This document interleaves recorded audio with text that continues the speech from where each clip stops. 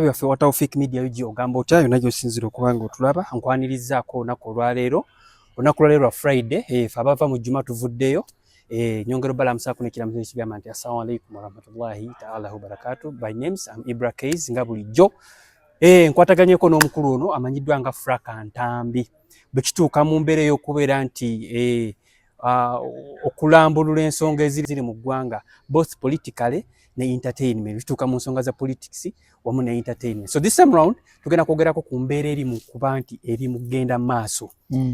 kansuletu wali atagimanyi. So nkwataganyeko ne Frank Ntambi asobole okuba nga atuyisaayisaamu y'ensonga aziraba atya cause by'omu ku bakakensa bwe tuyina kituuka mu nsonga ez'okuba nti boogera ku nsonga eziri mu ggwanga. Frank Ntambi nkwanirizaako muganda wange ogamba otya? Nange bwe ntyo sigamba naye osanze ndi mu mbeera ya kinnyika ggobe etya. There is a lot that is happening. Abamu tuli ku bleeding munda inside. We are bleeding kulwa a lot. Togera ku intimidation, togera ku mige kitandise okutabuka wali na kazino egwe nkubidde ali sides eyo ku Ntebe Road nangamba kwekalakasa kutandise ku sides eyo babayemu amajja byemiggo bagalewa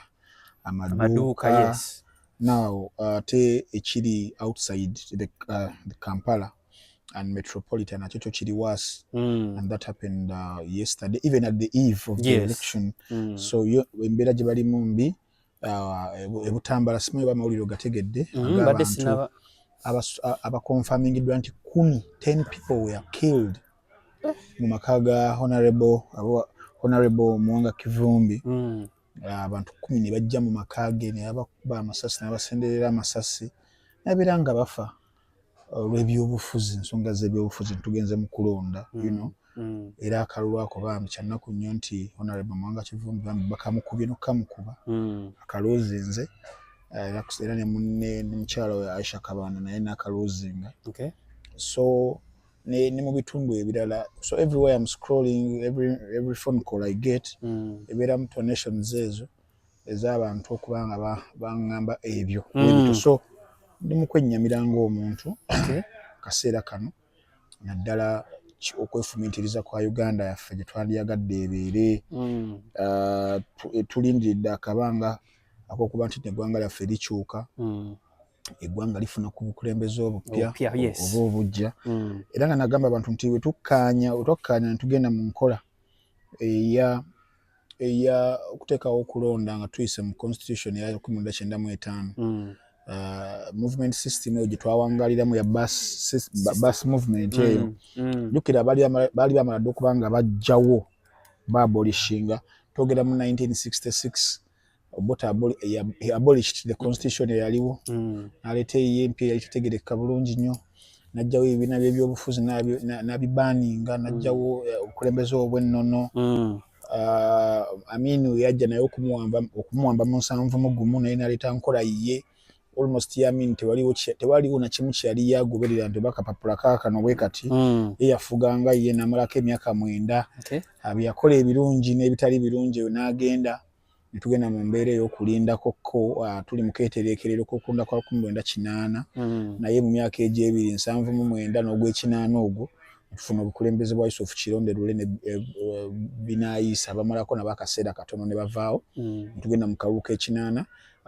akali mu UPC akali mu DP twogera kukanga simugerera akali mu UPM Uganda Patriotic Movement mu M7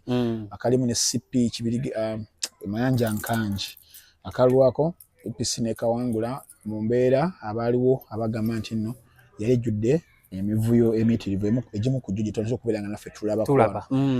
kakati ate ensonga eyo yawaliriza mu M7 okubeera nga adduka mu nsiko ng'agamba nti akalulu bakabbye enkola eya governance tebagigoberera human rights violations and abuses n'ebirala. So naye yewe yali amaze okuba nga awamba 1996 twamuwa ebbanga lya myaka 10 nga wetweteekerateekera okugenda mu kalulu akasooka akakyenda mu mukaaga under his administration. So tubeera mu movement system eyo nga ebibiina tebiriiwo ebyobufuzi kubanga embadde nkuzze emabega yali amaze okuba nga babijjawo era mu M7 yafantasizinga nnyo okuba nga tusigala mu mugendo ogw'ekibiina ekimu kya movement ekyo paka ennongoosereza we zajja referendum n'ekolebwa era mwaka gwa 2025 referendum yasembayo abakalulu ke bayitanga k'ekikungu bakawulirako ng'okyali muntu akalulu k'ekikungu kyayita referendum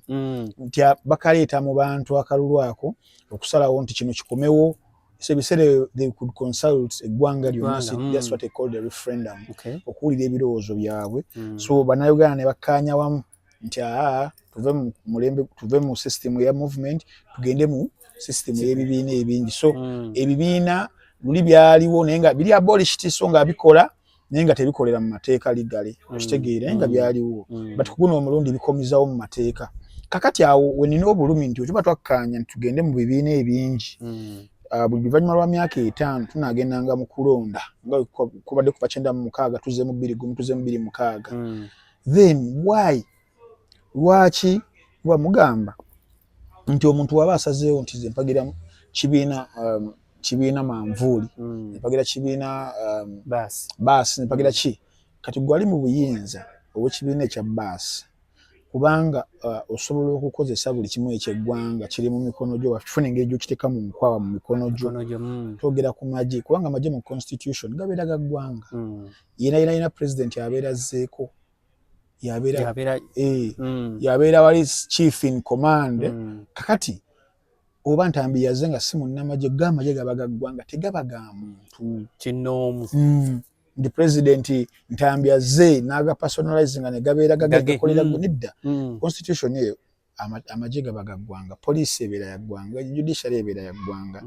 institutions zibeera za ggwanga kubanga obukulembeze bukyuka busobola n'okukyukira mu wiiki emu mwabeera gye n'ebiri bino sigala nga bya ggwanga kakati ensonga ezo otutuukidde wano 2026 ogenda okulaba nga kizibu nnyo okuŋŋamba ntambi nti kino ekintu kya ggwanga tugamba bugambi kino kintu ekyo kyabwe naye nga byalibadde bya ggwanga kakati etubanga twakkiriziganya okugenda mu nkola ya demokrasiya nekituuka ekiseera kino nga woba towagidde kibiina kirimu buyinza obeera nga zizza omusango obeera nga soomo oba osembye kugamba ne bakuteekako embeera ey'obunkenke eyo era kati naffe aboogezi otusaasira obeera bakayogerayo kimu bibiri ne bagamba gwe nno towagira kibiina kirimu buyinza kakati munnange tuba twakkiriziganya nti nno abantu balisalawo kye baagala okuwagira tugende mu kalulu kubanga ekintu ekiteeka mu kalulu nga tugamba ka demokrasiya tuba tukimanyi bulungi nnyo when you subject yourself into an election you expect those who are going to vote for you and those who are not going to vote for you you expect those who are going to campaign for you and you expect those who are going to decampaign you. That is the game of politics everywhere you go. Mpemba mugenze mu kalugo okuŋŋaanya abagenda okumobilizinga bagenda okususuta mu bantu wabula ate bagenda kubeera abakubi obusa kubanga naawe era mu ttiimu yo gy'olina era naawe okuŋŋaanya abagenda okukutekera akadingidi n'abagenda okukuba oli omu ku bo boovuganya wabona boovuganya gwe mulimu gwa politics naye nti ntambi nsobola okusengeka ebigambo byange mu buwombeefu ebirungi naye oli naakugamba gwe nno olabeka ozanyisa gavumenti gwe nno ekibiina ekya gavumenti ekiri mu gavumenti tokiwagira wonna buzibu hihi neŋŋamba buzibu kiwembeera nzizizza wemansazeewo nti ze mpagira CP wemansazeewo nti mpagira jema wemansazeewo nti mpagira National Unity Platform mbeera nzizizza musango kugamba owagira ekibiina ekirala oba tolina bwogerero obeera ozizza omusango kumpi gye gimu ku misango egitali mu penal code egitali mu ggumi gye baaligambye nti gya butujju kati okuwagira National Unity Platform kibinganga ekikolwa ekisingane ku butujju nga nkusiigira ku kifaananyi kye nkugambye ekyabalibi bagenze ne bamansira amasasi ne babatta abantu 10 kubanga bamwami Mwanga Kivumbi owa National Unity Platform ate ffenna nga tumanyi abalina emmundu be bana basobola okubanga bakola ekintu bwe kityo so tuli mu mbeera eno etakyalimu konfuga y'amateeka kubanga tugamba tufugisa amateeka rule of law era nga ze zimu ku nsonga ezatwalimu Museveni mu nsiko kitegeeza nti tuba tuzizza omusango katukeze tuliba mu bagiza Mwanga Kivumbi mutususpectinga mututeebereza okubanga tuzizza omusango mujje mutukwate mututwale mu mbuga tuwoze naye wojjanga kyolina kyoleese mu kaseera kiri mu kikapu mundu kubeera nga otta n'alumanya ne ssaalumanya ekintu ekyo kinkoze bubi nnyo era wonsangidde wano osanze ndi mu mbeera ey'ekiyongobero. Tutunuulire situation sofa eriwo tutunuulire gundi eno ey'okubeera nti akaseera ke tulimu essaawa zino akejjo twabadde tuli mu kulonda ba presidential candidates akaseera bwe bwazibidde gwenga gwe chicho wategeddeko like embeere eri who is leading who? Of course nagambye abantu leka expectations zaabwe baleme kuziwanika nnyo kubanga obeera ng'obadde ogoberera ebyobufuzi bwa Mwami Museveni engeri gy'abizannyamu. The moment you subject yourself okugenda mu mbeera ey'akalulu, you expect ebintu bino wammanga nti mu kusookera ddala ku muntu nga agaanye mu bugenderevu okuba ng'ateekawo mu politics bakiyita putting up a leveled ground to which candidate mbeera nga mwenkanankana mu nsi ezimu ezigoberera gyetugambe ezigoberera enkola ya democracy ezigoberera enkola ey'amateeka. The moment akalulu wekatandika nti mu campaigninga incumbent abeerako almost buli kimu akizza ebbali era n'eby'eggwanga n'abiwaayo n'abeera nga ye n'ekibiina kye okitegeera nga tagenda kutuukawo kaseera nga ate amagye agalibadde eggwanga gali ku ye galinga gamukolera ekkubo wabula nga bwe gaziba amakubo g'abali tekibeerawo. So for them they try to create embeera nti embeera muganda wange nesimbyewo naawe mu kalulu twenkana wano tekikola ki tekiriiwo. Ate even in the process of ekisanja kino oba ebisanja nga byebadde nga bijja nti waliwo kye bayita gerrymandering okusalaasala ebitundu katugeze tuli mu district Najjeera ngeza bugeza n'asalamu nafunamu constituencies endala nga 4-5 mwayagala ayisiza abantu be ojjukira bulungi twali tukyasoma some 20 years ago districts mu Uganda bazaali 57 esawa ziri mu 106 okitegeera awo wonna kiba kikulaga omuntu ali mu kubeera nti nno ayagala okwekuumira mu buyinza mu ngeri emu oba endala constituents nga aziteekamu azicreatinga kana kituuka ekiseera ng'obusobozi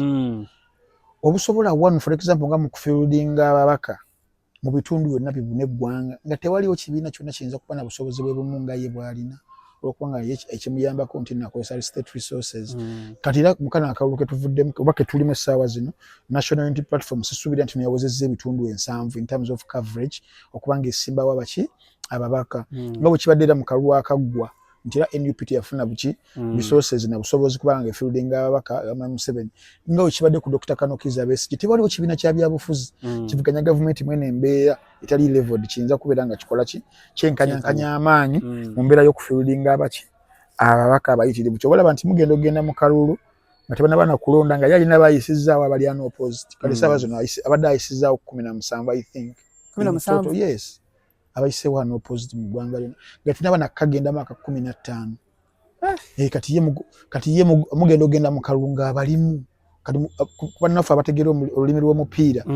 mugenda ogenda mu muzannyo ogwo nga babali mu ggoolo 2 kwanga tandikira ku bwerere ye ng'akusibye emikono eno nga tewagamba nti weerwaneko so awo wekitandikira. Ekyokubiri ne tugenda mu kalulu nga akakiiko oba commission erina okubeera nga ekalondoola ekalregulatinga erangirira ikola ki nga eriŋŋanga eno gye tulaba eno oba ze tuzenga tulaba kutandikira ddala ku Aziz Kasujja kutandikira n'ogenda ku ya Badru Kigundu n'ogenda kweno tezikyuseemu n'ogumu on how they operate olw'ensonga nti twagaana okufuna ekigonjoolo ekisembayo ekigonjoolo mu luzungu yeyandibadde nga solution ekyalibadde kisembayo kyalibadde kigamba nti ebitongole ebimu bibeere nga byeyimirira byetengerera ku lwabyo naye wekibeera nga executive Mwami Museveni yalonda katugeze nti oba olonda chief justice judiciary nga gwalonda katuge imagine nga chief justice wa Uganda nga muri mu situation nga omusango gugenze mu koti gwa byakulonda ng'ogwo obujulizi buze buli overwhelming ensalawo yetebere biased ejja kubeera biased olw'ensonga nti appointing authority amumanyi ajja mujjako privileges zonna sina kidde okumujjako ekifo ekyo tugenda ku kakiiko ka commission aka electoral kandi badde kali independent era kyatuuka ekiseera ne baswalana nnyo ne tubeera nga tugenda mu kalulu ka 2016 ne bakassaako erinnya the independent electoral commission nga bakyeyogerera okulaga okusiga abantu nti kana akazi ateko kanjawulo kasobola okubeera nga keetengerera naye awo wonna gwe olina wosobola okwimaginingamu nga balonze byabaka mwoyo nga isi chairperson okulangirira someone who is not Yoweri Kaguta Museveni kijja kubeera kizibu. Now naye nti akalulu mu kagendamu nagambye abantu ne mbanyonnyola having known all that nti mu luzungu bakiyita being stacked against all the odds nga gwe buli kimu kiri against you kakati opposition ya Uganda bambi nga bagenda mu kalulu era obasaasira bakagenda mu nga bena bikunyonyodde bya Museveni ninga gwe muzizo okubeera nga mukola ki nga muvuganya era kiba kizibu nnyo kamuwangula akalulu kano oge mazima kiba kizibu kubanga nkubuulidde wonna sinakubulira ku psychological intimidation gyatera okukozesa ng'ayita mu military gundi gyasinga okubeera nga amanyi wekiba kyetagisa nga ebula weeks bbiri ajja bayiwamu amagye gabenga gabatambulamu nga bakutte ezitanka okuteekawo embeera ekangatiisa kati genda kubuli roundabout eri mu Kampala and Metropolitan n'ebitundu ebirala ogenda kusanga koki mamba nezitingatinga nezaani nga zeetoolodde bwe ziti kati omuntu abeera ayitawo omuntu owa bulijjo atali mugumu nga Ntambi oba muwadde okutya fiya munda ino wabanga badagala kuwa Ntambi kalulu nga yeesimbye wajja kukubamu agambe ku lw'obulamu bwange kapetawo fiki Frank agolooza this kind of situation okubeera nti President Museveni nti yali in charge of each and everything katugambe electoral commission yagiri in each and everything golooza waliwo solution yonna eyinza okujja wakati okubeera nga obululu buno oba akalulu kano kabeera fair nti omukulu byabakama okubanga si asalawo mu ngeri emu oba endala kisoboka kizibu okusoboka that's why nti bannaffe bali mu kulafuubanira ku kye bayita restoration okukomyawo enfuga ey'amateeka etaliiwo saawa zino we just seem to have amateeka but we don't seem to be bothering to do as the law says kakati awo wali issue y'amaanyi so ekifaananyi kye balengeza okusiigira nga nzija wano kyekyokubeera nti nno badde ombuuza nti bayimiridde batya bayimiridde bitya nze I can't even bother to tell you nti bayimiridde we but because nga wenkunyonyodde byonna bigenda okukolebwa mu kalulu kenyini mu period even before kalulu nga gye kikomekkereza kwe kusanga station emu ng'etandise okubeera ng'ebala yakabalako nga 5% Mwami Museveni nabeera nga ali mu Lydia 71-75%. Kati ogenda okumugjayo omuzza ku 50 nga kiyinza obutakola ki obutasoboka. Wobeera nga tolina na busobozi okubeera ng'osimba ababaka mu buli kifo. Nga tolina busobozi bambi musajja tukitawe. Kitegeeza tosobola kubeera nga olina obusobozi obuteekayo abantu abagenda okukuumira akalulu eyo obusobozi ojja bwa tobulina. Kati waliwo results eziva eyo nga teragenda kuzichallenge nga bazifunye batya ne zijja ne zeetabika mu zino era zibasooka n'okubala. Era abantu beetaaga okumanya nti results ezo bandibadde kuba luli byalingawo simanyi nga basoma nti egindi tujjeyo kalulu tujjeyo obululu Kyagulanyi obululu bwe buti egindi President Museveni buno bwe buti essaawa zino I think tekikyasoboka anti kye baliko so for them bo bakulaga nti okuva ya park tufunyeyo we buti onafunyeyo wati naye kugambe nti logically wobeera nga candidate tolina busobozi kubeera nga osimba even babaka mu bifo byonna olwo nga abulina kitegeeza ogenda mu districts ezimu z'otalina mu representation yakolereyo kyayagala ate nga bwetutunuulira side ya umbrella batono kinkugambe kati ye challenge number 1 yo obusobozi abulina kati ogenda mu districts ezo oba constituencies ezo ngambye 17 abantu abayiseewo unopposed nga teriiko kitegeeza yo awe kyabadde akola mu gerrymandering ono kati basobola okuvayo obululu nga buyitirivu nnyo ng'engeri gyabufunyeemu teri justifiable ogenda okebera ku lukalala lw'abalonzi kuliko abantu 8 buvuddeyo 15 ebintu webito kati bwebujja ne bwetabika wano yawusoma n'okubusoma ng'omuntu atasobola kwefumiitiriza kumanya kifaananyi picture entuufu ey'eggwanga ojja galabanga amaanyi omusajja alina obuwagizi bannange naye nga amaze okubeera nga kudisfranchisingako obusobozi okuba nga omucountaringa kyova olaba nti nze mbadde nkugamba nti wombuuza ekibuzo ng'ekyani aliidi nze discussion sigikola ki sigibeeramu kuba mbamala biseera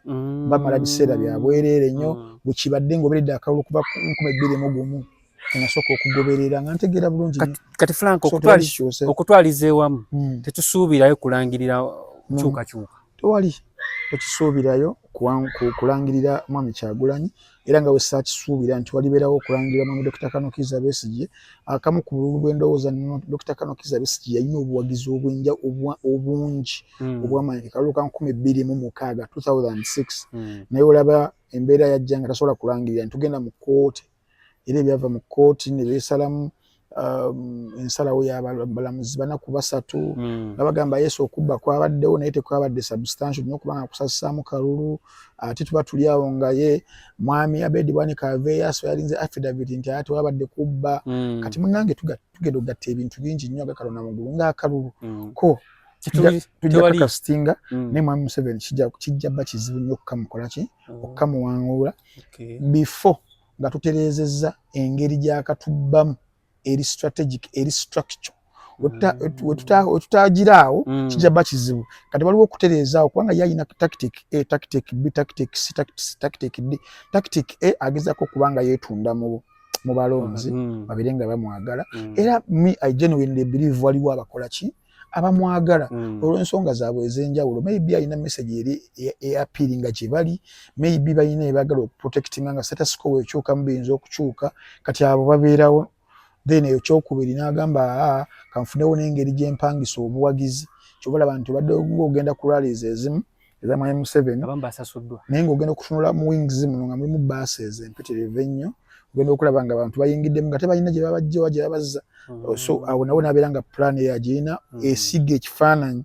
era ekola kye bayita legitimization nti no singa ontuuza ntambi mu kamera nonteeka on the spot ku lunaku olwa Mande nga balangiridde ku lw'omukaaga ne nkugamba mwami Museveni nti yalina buwagizi ojja kujja oteekeko videos kuno ng'alina obuwagizi nze entambi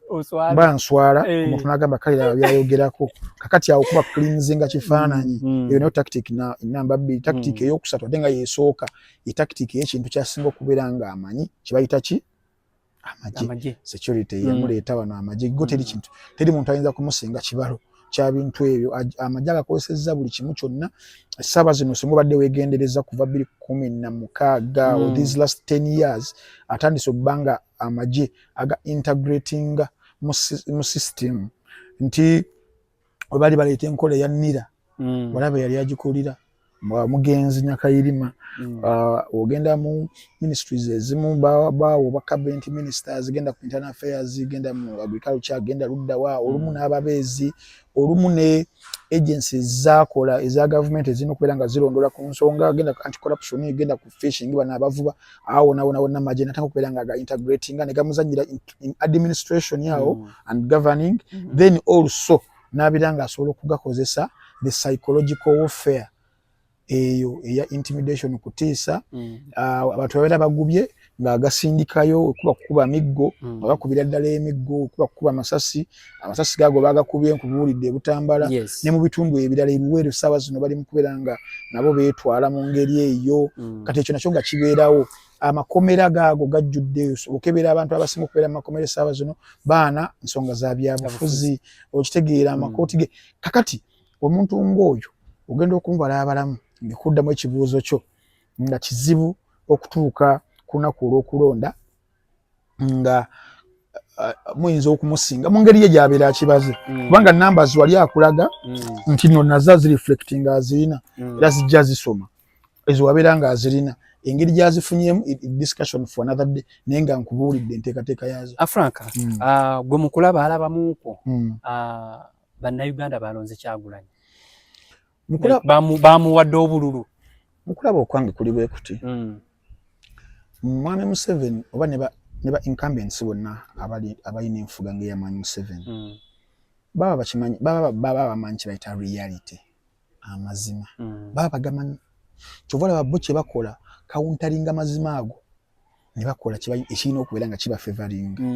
kakati wetuba tuli mu ggwanga erya Uganda waliwo samples ezisobola okubeera nga zikolebwa guli w'amawulire gwosobola okusampulingako just area muwangaalira otunulire ebizibu by'abantu abali mu area eyo obuuze ddala ku babiri bano ngo batadde wano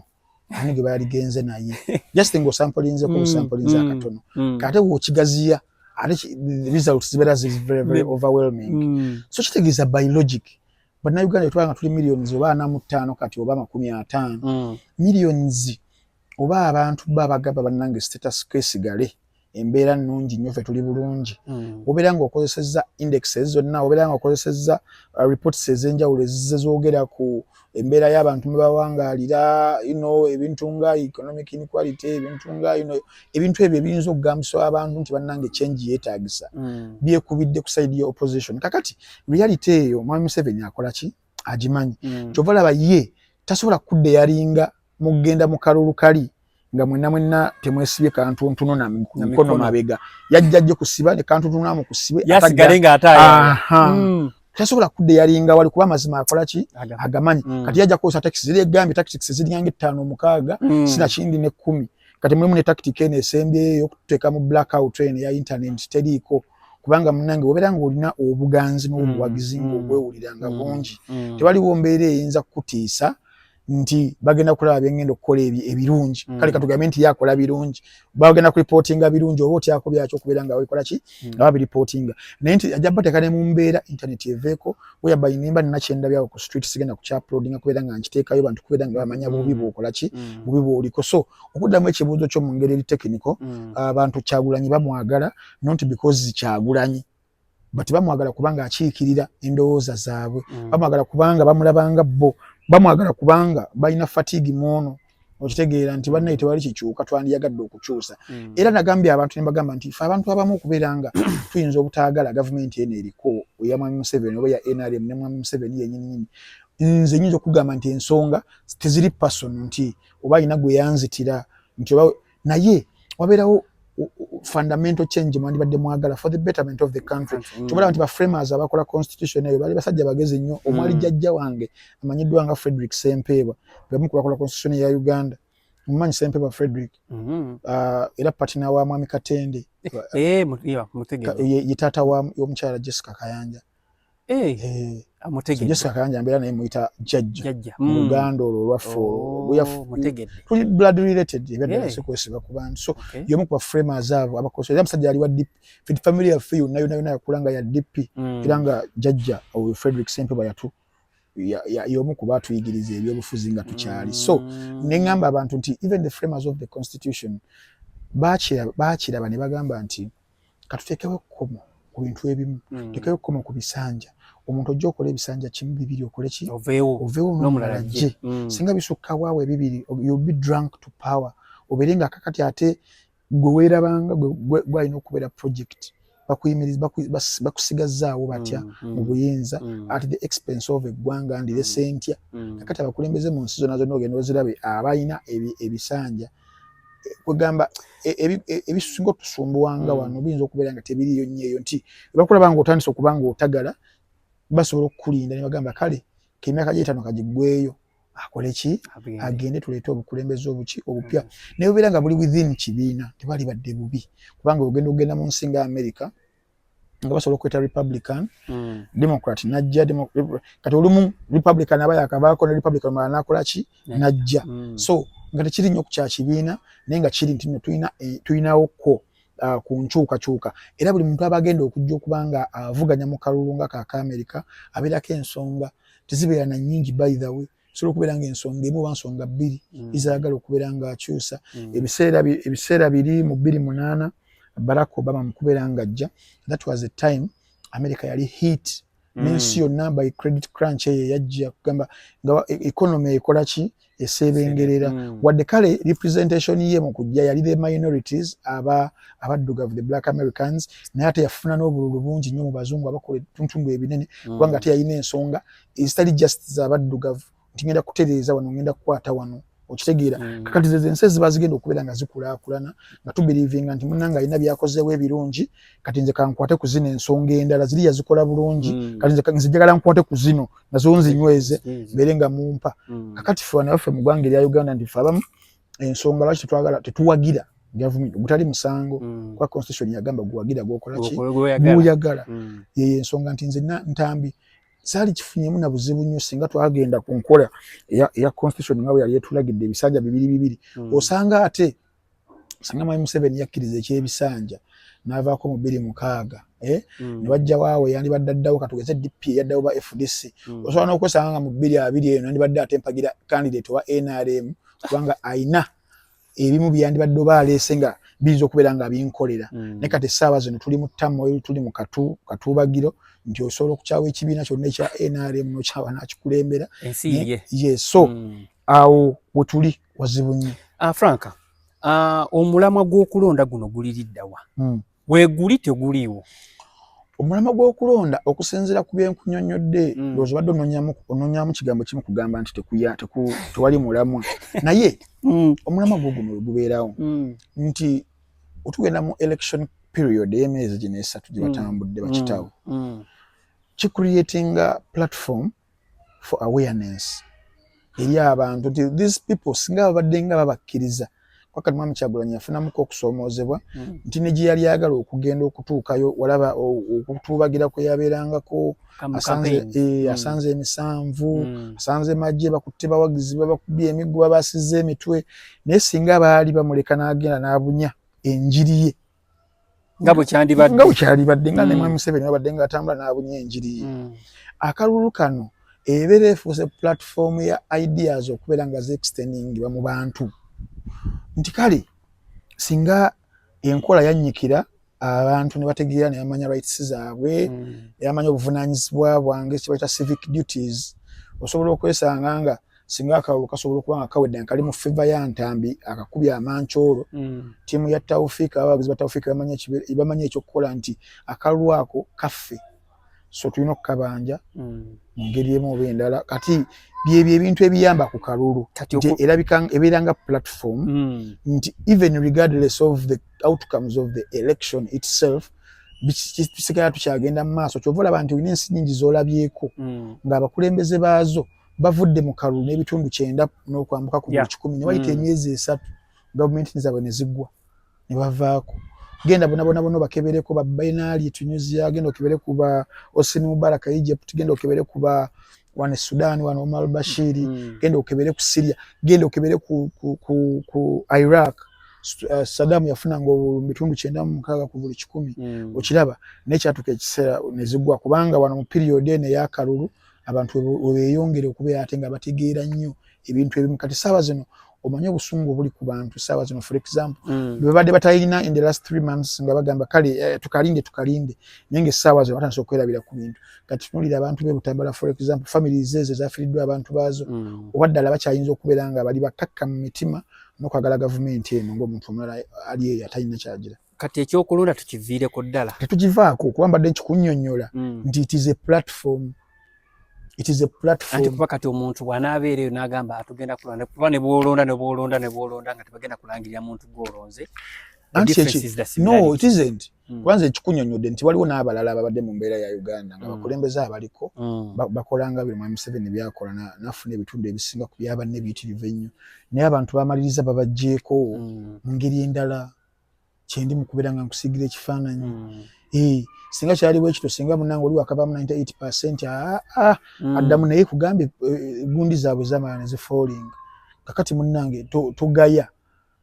mbeera eno kyola Mwami Museveni akimanyi bulungi nnyo kuba yekugambye lyayita agimanyi nti obuganzi n'obuwagizi mu bantu obuli organic obwaddala tebuliiwo kyobola Kabaka akaggwa bwe kati nga abakulembeze abavuganya basibira ewaka okumala wiikisi oba mwezi babeera eyo military nesigala nga kwere ku street okwewala ekiyinza okubeera nga kikola nga kiddirira but n'abakola enkola ezo zonna still era time yawe yatuuka nga yakuvaako abantu bafuna engeri gye bajjako abantu kubanga amaanyi gali mu bba abantu twogere ku mbeera ssaawa zino ey'okubeera nti abantu balina okutiisibwa essaawa zino oluvannyuma lw'okubeera nti maybe bali mu kubanja results okutiisibwa okuliwo bakuba tiyagaasi essaawa zino n'amasasi awamu gavuga golooza kino ekintu kyandibadde kyetaagisa kyalibadde tekyetaagisa of course naye nkubuulira nti omuntu nga ekiruubirirwa kye kyakwewaŋŋamya nakwesigaza mu buyinza kye bayita consolidation ebimu ku bintu yabatajja kwekisikiriza nabyo by'okubeera n'ensonyi ku bintu ebimu kati nkugambye kiba kyetaagisa kubeera nga emigga agijjayo ng'ensi eraba bakati lwitwalowooza nga nti byayitanga kiro era kati fe ababeerako ko mu mbeera olumu tugenze kuwummula mwawuliranga ng'emmotoka ziyitayo essaawa nga 7 nga zina gye zigenda nga zina gye bitwala naye kati essaawa zino misana osobola okulengera nga truck ziyitawo nga mulimu either mbuukula emiggo ab'emmundu bayitawo awo nga tewaliwo nsonyi na mulundi nagumu. So ye omuntu ng'omulimu gwe consolidating himself mu buyinza obuuza ekibuuzo nti bino bigwana ye ku sayidi eyiye biba bigwana kuba singa tabikola ajja kwesanga nga ali wabweru waki wabweru wa buyinza. So politics watu wakolaki watu watambula. So embeera yo si nnyangu si teyeyagaza kakati twaye tuli awo ntulengera e Kampala. So badde gamba nti baliwo embeera wajidde wano badde funye amawulire ga David Lewis Lubongoya Waiswa ayongenda kugendereyo ka David Lewis Lubongoya wetwajidde oba obudde bwe bwakeredde oba bwe bwazibidde ejjo nga tuli mu ssaawa 7:08 ng'ali mu lead comfortable lead obukeredde olunaku olwaleero ng'ate embeera ekoze embeera ekyuse waliwo polling stations ezimu obululu obuggiddwayo Summit View luddawa Kololeeyo ng'obululu obuvuddeyo bo bagamba ku ttiimu ya David Lewis Lubongoya nti tezikwatagana balonzi abali mu register naye ng'oli akaza amaaso akulaga nze nzijeyo obululu 4,000 noyebuza abukoze ki abufunya atya. So yeyo embeera eri ku bantu ng'abo nti kati obuwanguzi bw'abantu ng'abo olwedi babadde bafunye batandise okubeera nga balinga nga abaagala okukola ki okububasuuza. Olunaku olwajja eraba obwedda ttiimu ya Mwami Lubongoya eri mu kuinterceptinga agavubuka gakawuula ge bakozeseza okubeera nga gabba obululu naye era embeera kwekuba koze biti ebyo kati olunaku olwaleero embeera ebadde very very much worse olw'obululu omukyala gwavuganya Minsa Kabanda bwatandise okubeera nga obutamanyikiddwa gye bukoze gye buvudde era tetwewuunya ng'olunaku olwaleero balangiridde Minsa Kabanda kuba minisita kuba MP wa Kampala Central Mwami David Lewis Lubongoya agende mu kkooti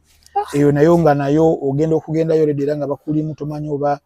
results zigenda kubeera nga zikola ki nga zikufavoring ezigenda okubeera nga zivaayo kyekimu era nekituuse ku muganda wa Mwami Kyagulanyi Chairman Nyanzi ate ye declaration forms ze baziwambidde ku Tale Center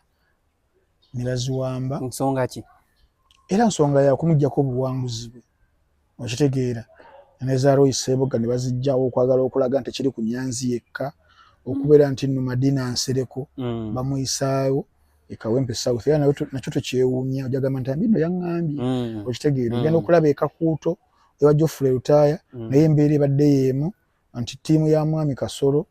naye irina effujjo lyemukozeeko awulidde mbu yaliidinze yabadde aliidinze Lutaya kwaye Kasolo awangudde yamulangiridde Lutaya yabadde aliidinze ng'alinda kulangirirwa naye ttiimu ya Mwami Kasolo mbu n'ebeera nga naye ekoze eki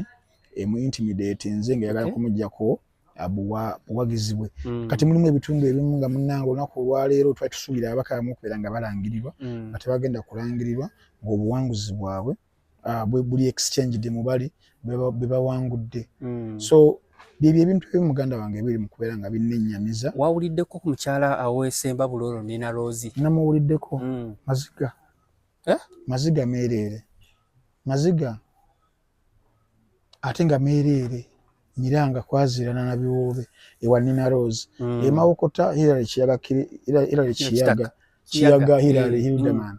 maziga apocha maziga meereere manager wa Rema maziga juru Soro Kayemba maziga meereere nkutwale mtyani wa Proscovia maziga meereere Judith n'abakuba abalidinga otujjidde wano at least essanyu lye tufunye essanyu lya Ivan Cheyune Zunguru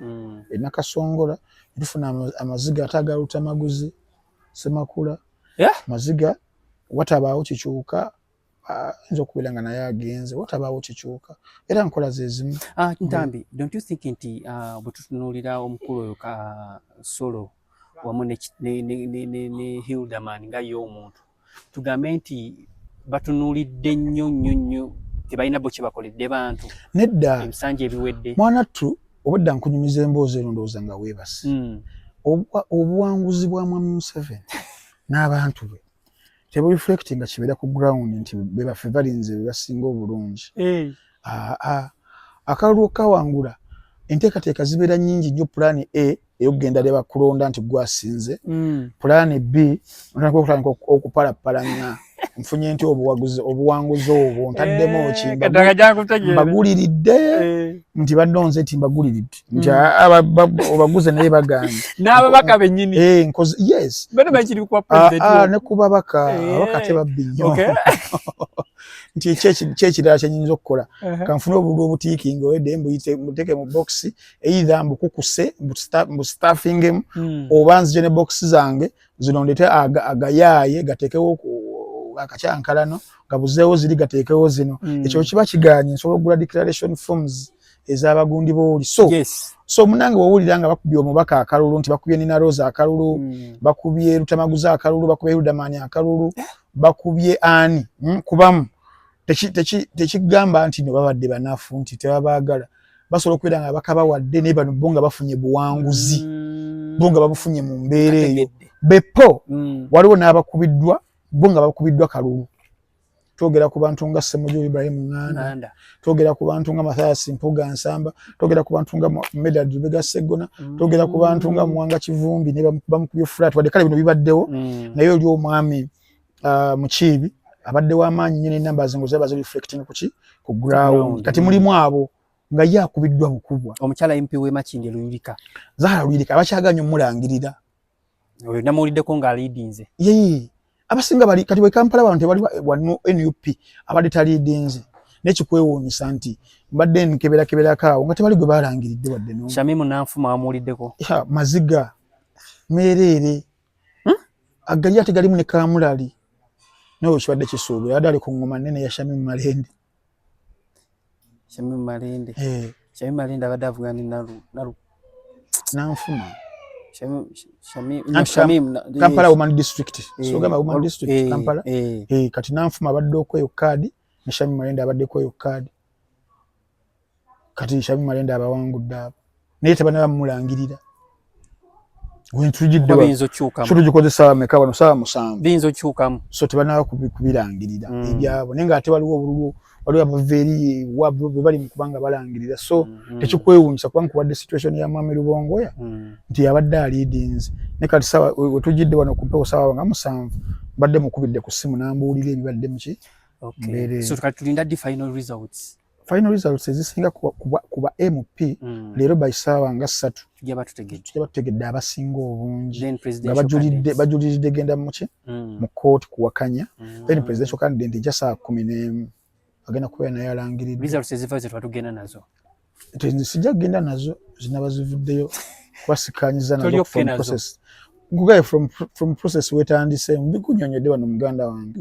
era nga nkimanyi bagenda kulangirira mu M7 sijja bagenda futyanka bamaze dda ate banakikola 10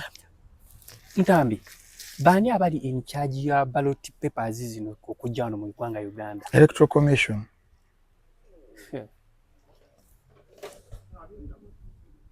omukulu chairman Byabakama Simon wali omwana mutaddeko ekintu awo anti Justice Simon Byabakama omwana amusaako ekintu mbuye Injustice Simon Byabakama mwana sinze kugamba side zombi obululu bwabwe alangirira waabwe ayinza okukakkanya abantu nga beegugunze bakadimandi nga wuwe kati munnange wosuubira ki muganda wange so nalade saagala kukisa ne interview badde sigenda kugikola eno ng'omutima gummenyese nga ndi mwenyambivu nga simanyi na bigambo gye ngenda kubijja kubanga njogera n'abantu kuba abantu baffe abatulaba baba bagala information ate managala mbeere mukkakkamu nnyo naye Mukama atusobozeseza okuba nga tugituuseeko ero tugituuseeko nga sina breaking down twogere ku shutdown ya internet shutdown ya internet eggwanga okuvaayo ne bagamba nti internet eri shutdown Ntambi omuntu abantu ab'enjawulo babeera eyo ne bagamba at least kale yanditugyeko amasannyalaze n'atulekerako internet at least kale yandigyeko kiri n'atulekerako internet internet eno so okunyonnyola abantu mugaso ki okusingira ddala mu kaseera kano internet kintu kya bulabe nnyo mu bakulembeze mu nsi nga bakola ebyambyone kubanga eroopa internet ndopi ate ebintu bisigalako yes mwabali mu mainstream ebintu kasita kiyita kiba kikoze kigenze ataliko nga gataliko nfufu gazanya ku ssaawa 4 aba agenze otuse kumunyumiza bunyumiza kumusiigira kifaananyi naye internet kye kintu ekibeerawo olwaleero ne kikoma mu myaka 20 obanga wasoma ebyafaayo ojjukira olutalo olwokubiri waludiwo sematalo olwokubiri Allied ne Axis Allied yes kakati olutalo olwo lwaggwa abajamani mu bufuzi bwa Hitler bakola eyo holocaust eyo ne batta abaju millions zali 6 I think z'abaju bakoze babamusize enjala bayisiza koze tractor babase bakoze batya awo naye olutalo nga luwedde bulungi nnyo kubanga ba Axis amala ne bakkiriza nti olutalo lubayinze Japan Germany bichi ne beewaayo na Hitler ali amaze okubeera nga afa ne bano abaali bamuliraanye nga bafuga bonna bo bamala ne bakola ki ne beewaayo America negamba nti bannange ebikolobero bye bakola ku baju tebijja kulekebwa bwe batyo kyekyaleetera kyebawulira kye bayita the Nuremberg gundi eyo court eyo justice eyo gye bagenda mu court gye bagenda mu gye bayita Nuremberg eyo mu kibuga Nuremberg Germany okuwozesa bonna abeetaba mu kutta abantu abali abayitirivu mu sematale y'okubiri nga n'emyaka gyali giyiseewo kakati olaba baasobola okubeera nga babavunaana nga tewaaliwo kintu kye bayita intaneti naye ng'obujulizi bwaliwo how about here ng'okimanya ogenda kukola emivuyo gy'ogenda okukola abaana babeere nga baakwata ebintu ebyo baabiteekayo n'obeera owangudde obukulembeze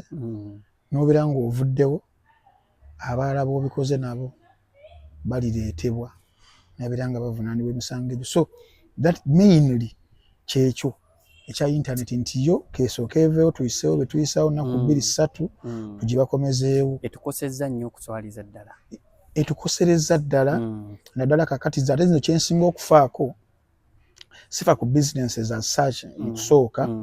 naye nfa nnyo nti internet emigaso gyayo mu kalulu wano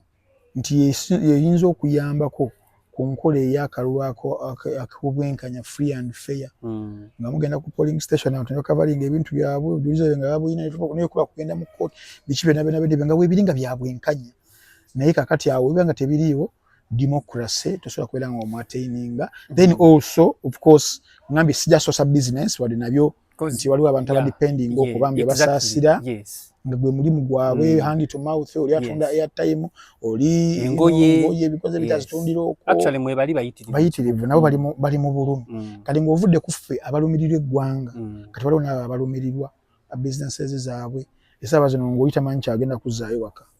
kubanga waliwo abantu abamu ku ffe abali mu informal sector contributing ebitundu 47 ku buli 100 bw'obeera ng'okoze emmere ya leero tomanya nti sente gye zigenda kuva be bayitirivu mu ggwanga Uganda kakati munnange oli wabeera nga badde alya ku internet kusaasiramu famire ye weeyimiridde essaawa zino so bambi etukosereza ddala naye era nga we naggambye wali nti omuntu nga ye ayagala kwekonsolidatinga mu buyinza n'ebintu ebiri extreme ng'eyo ajja kubeera ajja kubyeyambisa abikole kubanga internet ejjuddeko abantu abatamuwagira bayitirivu nnyo abali badde be-exposing ebimu ku bikolobero byabadde agenda okubeera nga akolera mu kalulu. Frank, tusubireyo bad results okuva mu bantu okulaga obutali bumativu bwabwe. Simanyi. Koze ekibuga essaawa zino ekibuga kyakalidde. Simanyi abantu b'enjiri abatuukamu ne bannyikira nga bamanyi n'eddembe lyabwe n'engeri y'okulikozesaamu obulungi okubanga badimandinga obuwagizi bwabwe oba obuwagizi bwabwe singa balaba nti nno ddala bawagidde ekimala naye tekireflectinze nga basobola okuvaayo okukaayanira obuwagizi bwabwe mu mbeera ate etamenya mateeka. Maybe I would have fancied that. I don't fancy ekyokubanja nga ate tweteeka mu ntata saali kiwagidde ekyo nanze omuntu naye ate ojjukiramu nti 1980 akaluka 1980 we bagamba nti Nobota akabbye waliwo omukulembeze omusaidize ye Malawi yakwatamu abantu 27 naye Chensco agenda ye n'abanja bw'atyo obuwagizi bwe n'abufuna mu myaka 5 kati yakikola omusajja ali eyo Malawi so simanyi wano wanaabeerawo n'omulala Cameroon anakikola oba Djibouti nga byabakama waabwe yagize so kati okutwaliza wamu tukkirize results ezinaavaayo tetujja zikiriza ekiro kya Saturday tetujja zikiriza naye zijja bbanga zizi manyi bya tewali kyakola ziba zize watawo tuteekako n'okuzikiriza ate kati tujja batuzikiriza tuba tuzirabye ezo zo zibataddewo naye ekyokukkiriza obeera omanyi waita okukkiriza you don't have any doubt mu kyokkiriza bagamba kyekyo ge mazima naye kubanga muganda wange ebbanga litwatandikidde sheena obulidde ebirumira ebiyitirivu ennyo wonteekako akazito nti munnange entambi zikiriza omusajja bamulangirira ebitono 7-5 ninja kugamba ye muganda wange lwaki onkola bwotyo golaba byavudde luddawa so embeera gye tulimu well atuli mu mbeera y'okuba nga tumaliriza mbadde nsaba oweeyo obugambo kamu bubiri obugambo kamu bubiri nsooka okwebaza bannayuganda abagenze ne exercising eddembe lyabwe okubeera nti nno balonda abakulembeze mu bitundu ebyenjawulo okutandikira ddala ku muteeka ogwa waggulu ogwa president whoever gwe baawadde n'oli yakedde n'akalulu n'akamwami Museveni era mwebaza okubeera nga ya exercisinze bw'atyo olw'ensonga ye zaalaba nti nno zeezo ono zaakiikirira kyekimu kya demokrasiya nze basi kinaako kibuzibu so mbeebaliza wamu yawadde Museveni ataamuwadde ye n'alonda omulala n'alonda Munyagoyi n'alonda muntu mbakulisa okubeera nga eddembe eryo mwalikozesezza bulungi nnyo kuba nti nno eggwanga litukalako manyi buli we mugenda mu kulonda kyaba kya mirundi ebiri abagenda okulonda okulw'eggwanga okubanga bakyusa okufuna governance ennungi n'omu n'abagenda olw'ekinyumu by'obawulira nti sooka otuweeyo kino tukulonde abo baba mu byakinyumu tebabeera mu byaggwanga so abo basaasiramukko naye tuba tulina okukola omulimu sitiru gw'amaanyi nnyo okubeera nga tubazza ku sayidi eno nti ebyobufuzi bya biyamba ggwe biyamba omwana wo gw'ozadde gw'otannazaala abazzukulu bo ne future ey'eggwanga lyo nti oba ogenza okuba nga okola decision so okubeere nga weefumiintiririza ddala omuntu gw'ogenda okuwa oba ddala agenda kubeera nti nno byenkunyonyoddeko ebikuli emabega ebizibu byonaki asobola okubeera nga ayinza okuprovidingira solutions ez'olubeerera bw'oba olina okubeera ng'olonda so bannange bakulisaayo nnyo mukulikireyo ddala tulinda feeza ey'okubiri ey'okulangirira omukulembeze olunaku olw'enkya ku Lwomukaaga ebinaabeera bivuddeyo okusinziira of course signs zonna ziraga Mwami Museveni agenda kulangirirwa ekyenaabeera kizeeko mwe bakama baffe abasinga okuba nga mumanya kyemuyinza okubeera nga muzzaako okusinziira ku mbeera naye nze nga ntambi nange nninze mmwe ekiva gye bali kati kiri mikono gya bakama baffe bakalulukaabo kale toyanza nnyo toyanze ge bwe yavadde Frank Antambi nga bulijjo Ibra Case gensigadde genanya gange bane nga bwabagambye nti bwe kinaba kisobose n'enkya enja munoonyaako atubuulire ku kibaddewo